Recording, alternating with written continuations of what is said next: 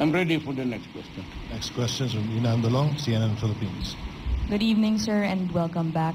In China, you announced a separation with the United States. What exactly, sir, do you mean by separation? And what actions, if any, will you take to formalize this pronouncement, specifically? You know, you have to take my words in the context of what I've been saying all along.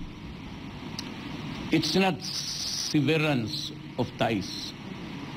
When you say severance of ties, you cut the diplomatic relations.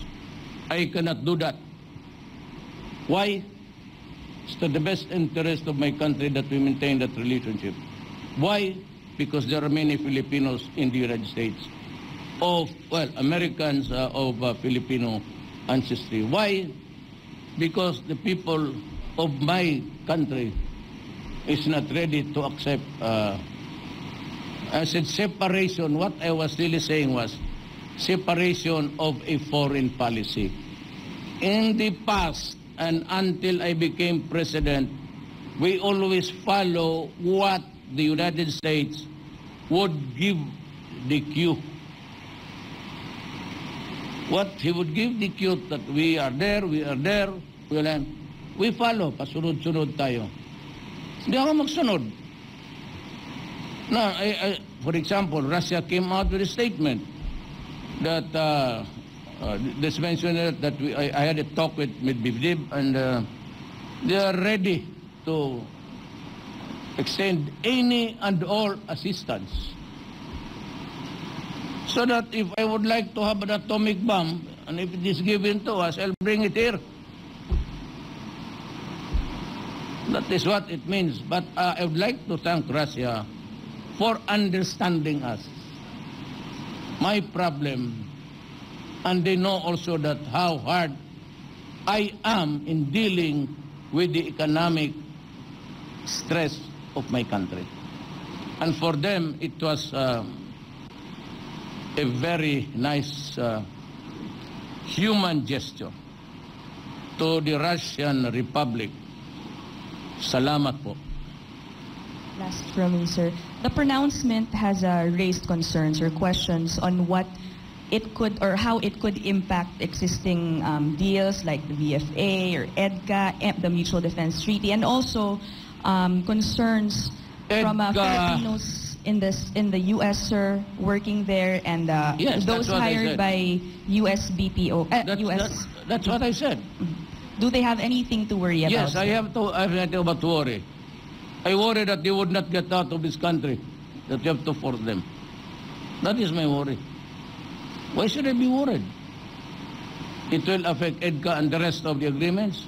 Maybe. But I have to consult the military, the police, and everybody. Because at the end of the day, it is all security. No?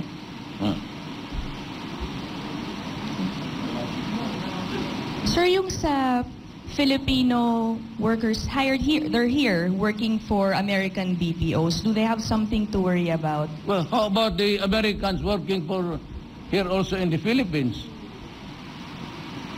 If I should worry about the Filipinos, this is also about the Americans here. And their investments and all. That's why better be careful with the word. We separate or severe our diplomatic relations. The second one is not feasible. Why? The Filipinos in the United States will kill me. That is why I am not going there.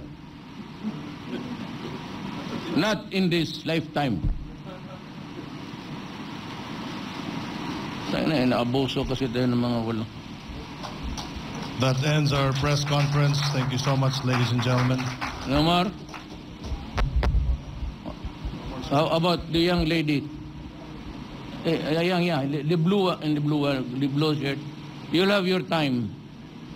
Alam mo, nagpapakpak lang ito kaya inaantok na to. Galing kami Beijing. Hi, sir. Also in Beijing, you announced the alliance, you're eyeing alliance with China and Russia. Apart from these countries, what other countries are you looking for to have alliances with? So many alliances really actually. Alliance is a generic term. That there is so many agreements, so many treaties to talk about. What is very important is that we have agreed to help each other economically. But the bulk of that burden would really be coming from China. Look at what happened. You just gave us 13 billion. It's not easy to just give so much money to a debtor na walang siguro. But the fact that they have the trust and confidence for us to pay on a long-term soft loan that would give us the drive, the impetus. Public-private yung mga bangko ng mga laking company naghiram rin. It will be published. I'm sure those are things which are not confidential anyway. And on a personal note, yung among usapan namin, you may ask me some other time because it's late. But I would be able to answer you at least some, but not all. Sir? Security matters, that's not a proper subject matter. Sir, follow up. There are some people na nagsasabi na you are announcing your separation from US and yet you just announced alliance with China and Russia. Hindi po ba conflicting yun dun sa lagi natin sinasabing independent policy, foreign policy?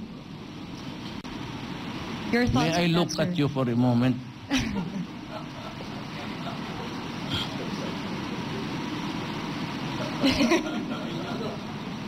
It could be, ma'am, a military alliance.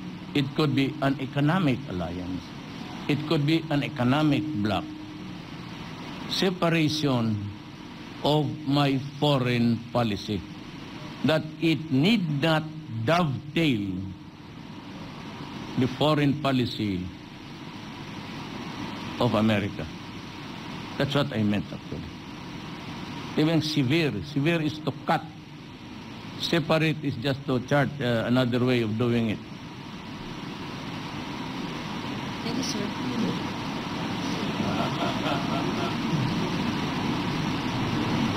Forgot to announce your name. Kasi, yes. Para walang magsama ng loob. Then, Jamie ang sunod. Siguro, we can maybe last 2 questions or 3. Maybe, 3 questions. Mr. Masahi Yamaguchi of NHK Japan. Sir, welcome back. I am a reporter of Japanese Public Broadcasting Corporation, NHK, and next week, President will go to Japan and meet Prime Minister Abe. What are you looking forward to meet him, and what are you looking forward to talk about? Well,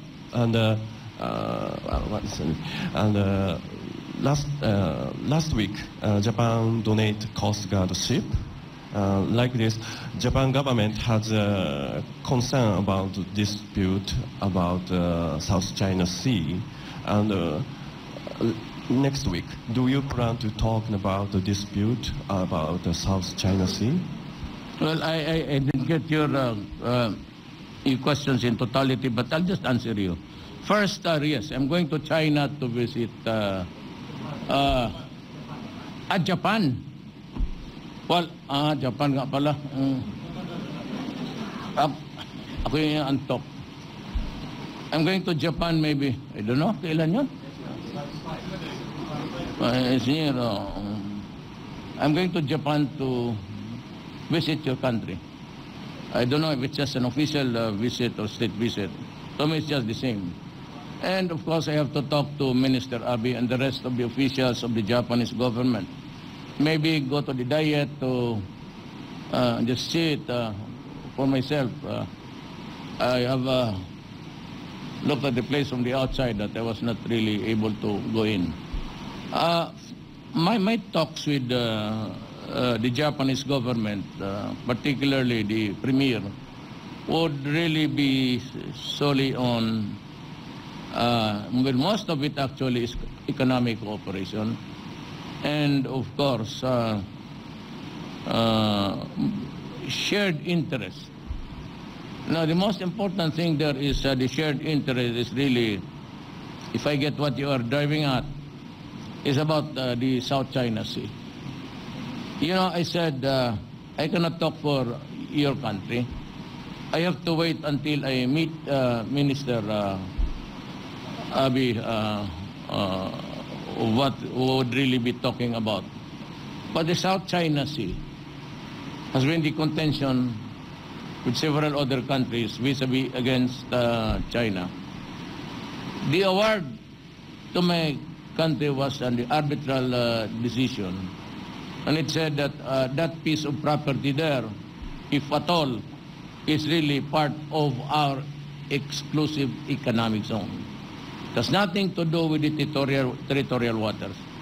But if you are entitled to a fish fund, as agreed upon by all, that each country shall own a fish fund of its own for its sustenance, that is what it is being talked about in that judgment.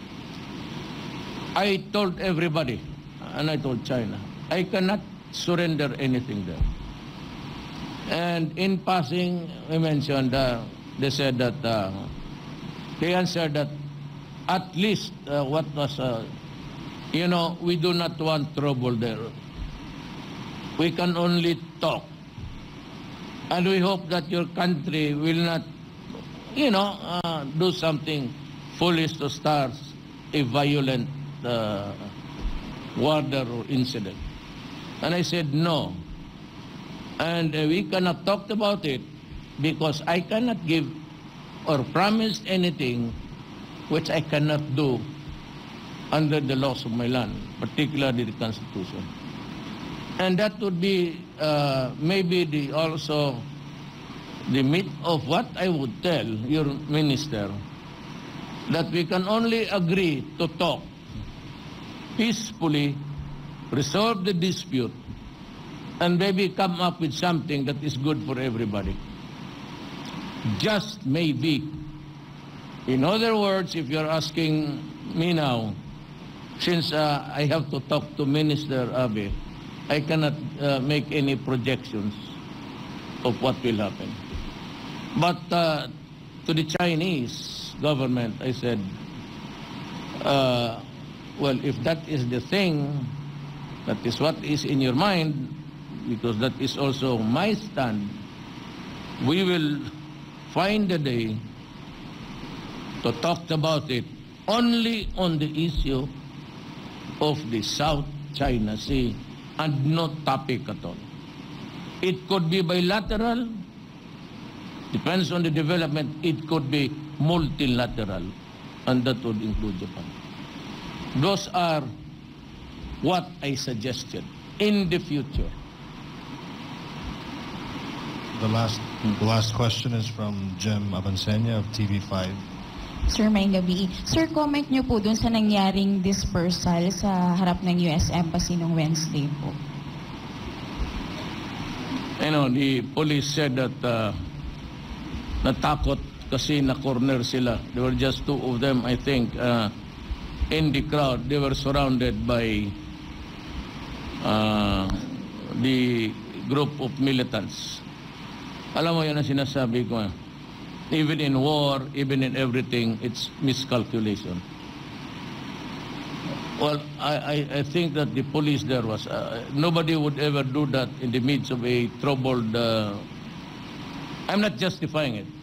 Just say maybe, baka he was under stress. He might be they might gang up on him, hurt him, and so he acted on by instinct, self-preservation. Tsaka yung namang hindi naman talagang may gusto siyang patayin. Padiretso-diretso lang eh. Hindi naman talaga yung pinipili niya kung saan yung mga tao. But I said I am not, this is not a brief for the police. I might say that. Pero I intend to look at it. I will try to talk to the police, invite him for coffee, and I will talk to the activists. Para naman hindi sila, I would like to know what really happened. The dimension can be had if I would do the questioning myself. I do not want a quarrel between there's no more left here. I do not want to hear it from our side, Governor, right, or from the left. We should stop it because we are talking, and we are all Filipinos. I do not want anybody hurt there. Not the police, not the young militants. It's about time that we should really treat this as a matter with civility. Hindi na yung ano na lang dyan kasi batuhin mo yung mga police. Police naman would come in swaggering and beating people. That I would not like that these things happening in my administration. I am praying to God that we will succeed in the talks and baka sakali makachamba tayo. So with our Moro brothers, baka one for reason or another, it might dawn upon everybody that we should be just talking. Everybody is progressing, whether it's in China, Japan. Why are we still trying to fight that? Para tayo nag-rumble dito ng mga bata eh. Look at those young people that are fighting street fights every night. Stop it. No, kukornea na ako. But this is one thing I'd like to suggest. I do not want any firearms during demonstrations. Maybe, but no M16s there. Wala, they should be stationed far away. The worst that they can do, or maybe the demonstration is cause damage. I do not want to see M16s. There's no fighting there that will ever happen. I mean, those are anathema in the modern sense of the word demonstrations. They're everywhere. In every country, there are always demonstrations. And the government, police and military should expect that when there is almost a disagreement in dissent, everybody in any country, it could be Turkey, it could be anywhere. It's always France. Nandiyan talaga yung demonstrations. It is part of the territory of democracy.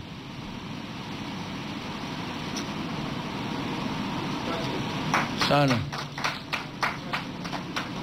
Yeah, okay. I might not be able to hear you. You know, I had this sleeping when I was. You might want to use the. Yes, sir.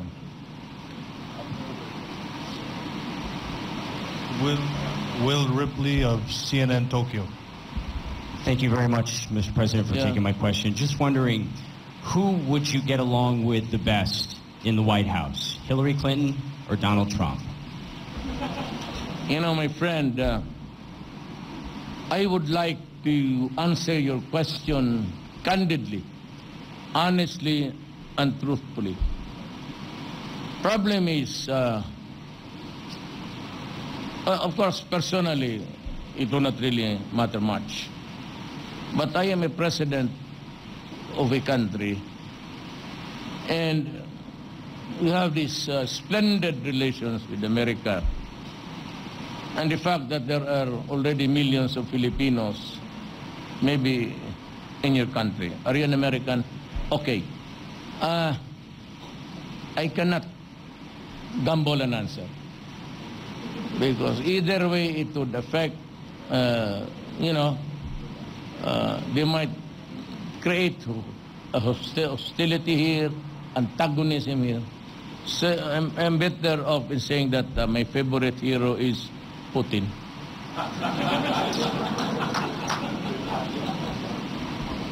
Some in the United States and elsewhere have compared you, the reason why I ask, have compared you to Donald Trump, the Republican candidate. What do you make of those comparisons? Speaking off the cuff, speaking what's on your mind. Donald Trump has also done the same thing. Valid issues, actually. Valid issues. Trump is airing something which is should also be a concern. One is terrorism. Everybody should be worried about terrorism. And of course, in this modern world, multicultural countries, again, there should be some semblance of, acceptance and maybe, especially in the matter of religion, tolerance. Those are both words, but they have deeper meanings if you go into it.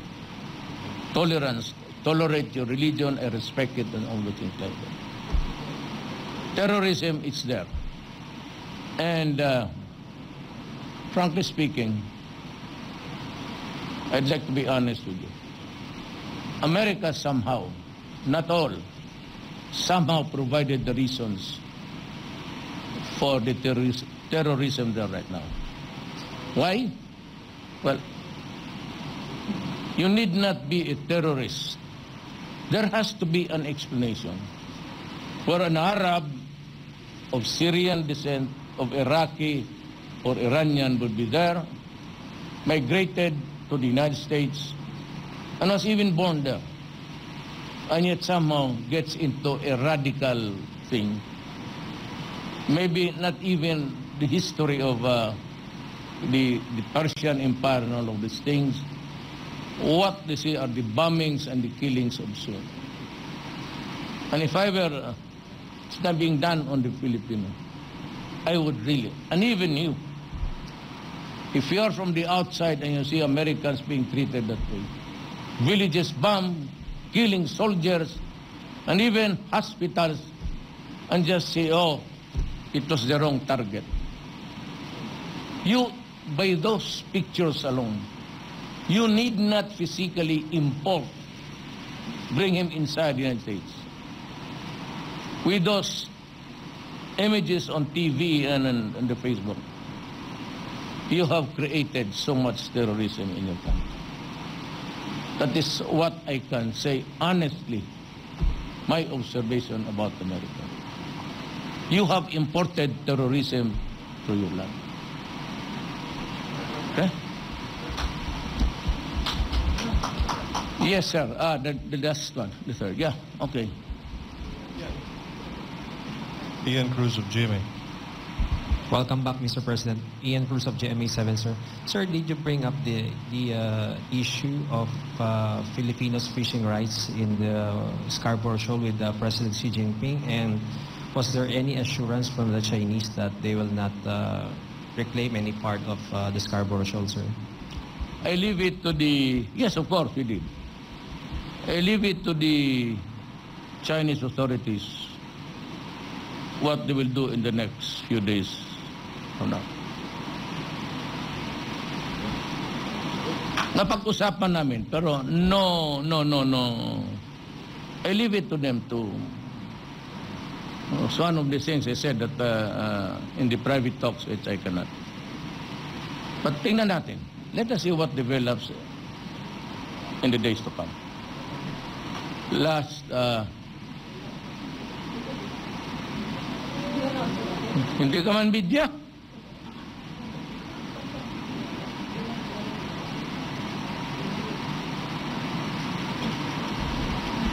Hello, sir.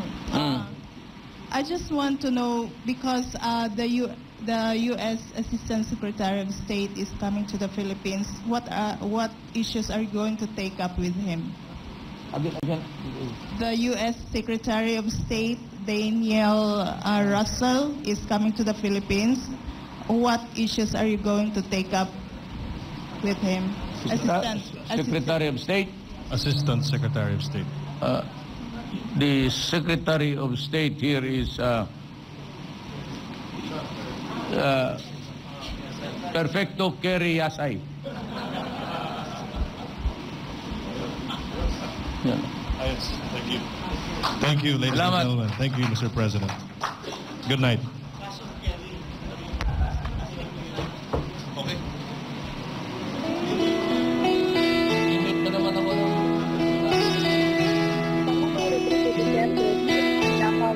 International Airport makarang dumating mula sa kanyang state visit sa China at Brunei.